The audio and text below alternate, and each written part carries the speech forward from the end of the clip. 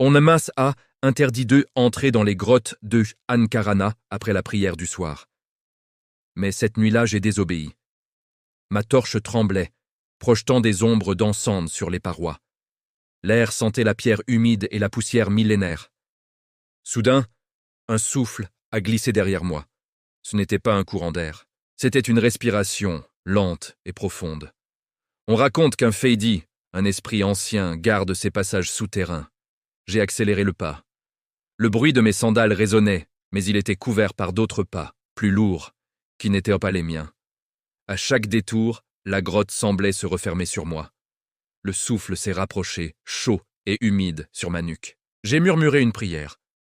Une voix m'a répondu avec mes propres mots, mais déformés. Asa mivoaka. Ne sors pas. Ma torche a crachoté, puis s'est éteinte. Dans le noir absolu, une main s'est posée sur mon épaule. Au lever du jour, les autres moines ont trouvé l'entrée de la grotte scellée par un éboulement. Devant, il ne restait que mes sandales, encore tièdes. Si tu veux d'autres Tantaragassi Mampataotra, abonne-toi.